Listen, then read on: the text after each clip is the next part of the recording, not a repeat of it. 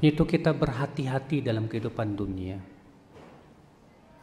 Kita hidup di dunia bagaikan berada di sebuah alam belantara yang kita tidak tahu kita akan melangkahkan kaki kita kemana. Kita butuh panduan. Bayangkan kalau antum masuk ke sebuah hutan dan antum tidak tahu kemana harus melangkahkan kaki. Mungkin kita akan tersesat jalan, atau kita akan dimangsa oleh binatang buas, atau mungkin setelah itu kita akan mati kelaparan di dalam hutan yang kita tidak tahu bagaimana belantaranya.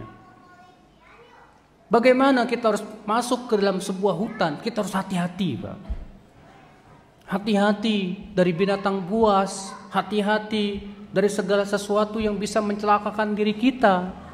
Jangan sampai kita terperosok di dalam jurang yang mengakibatkan kebinasaan diri kita. Demikian pula kita hidup di dunia harus hati-hati.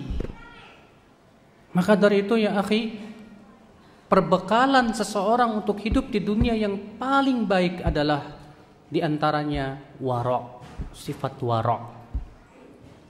Apa itu wara'?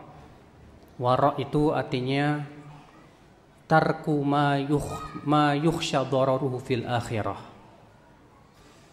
Wara' artinya meninggalkan segala sesuatu yang bisa dikhawatirkan akan membahayakan akhirat kita, Pak.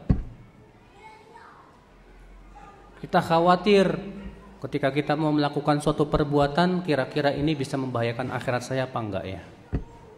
Makanya orang wara' itu ya, sebelum berbuat dia selalu bertanya-tanya. Sebelum dia mencari nafkah, dia tanya dulu kepada ulama, mata pencaharian saya halal apa haram?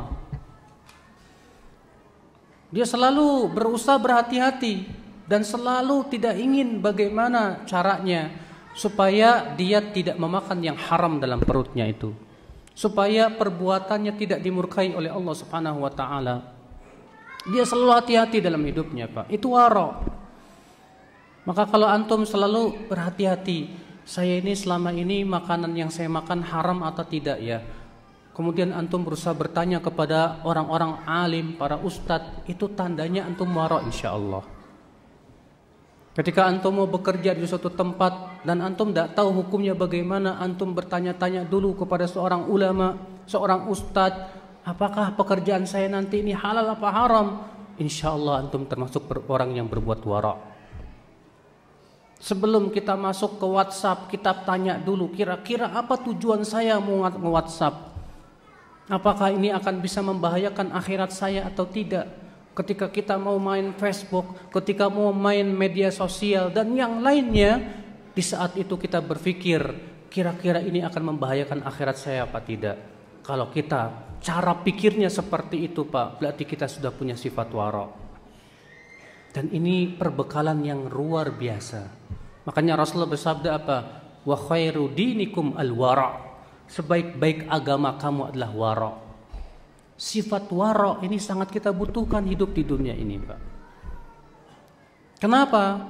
Karena sudah kita sebutkan, kita butuh sifat sikap hati-hati dalam kehidupan dunia ini. Jika kita tidak punya sifat hati-hati, sembarangan dan tidak peduli, barangkali kita hanya akan terjerembab di dalam jurang-jurang api neraka. Na'udzubillah. Nasallallahu as-salamata wal afiyah. Ikhwatal Islam azani Allah wa ya. Sikap yang ketiga, bagaimana kita bersikap dalam kehidupan dunia ini, akhi? Yaitu kita berusaha mempunyai sifat zuhud dalam kehidupan dunia. Apa itu zuhud? Zuhud yaitu tarku ma la yanfa'u fil akhirah. Meninggalkan apa-apa yang tidak ada manfaatnya untuk akhirat kita. Semua perkara yang tidak ada manfaatnya untuk akhirat kita tinggalkan. Jika kita lakukan, berarti kita termasuk orang yang zuhud dalam kehidupan dunia. Kita beli pakaian, kita mikir kira-kira pakaian saya ini manfaat buat akhirat atau tidak.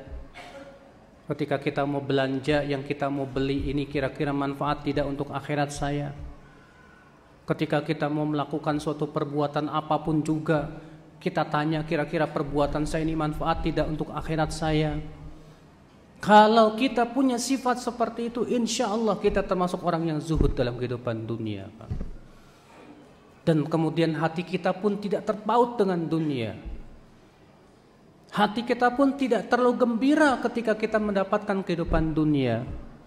Karena orang yang beriman, yang faham, yang sadar tentang hakikat kehidupan dunia, ketika mendapatkan kesenangan dunia, justru ia berpikir, ini kira-kira kesenangan yang saya dapatkan ini merugikan saya tidak di akhirat saya?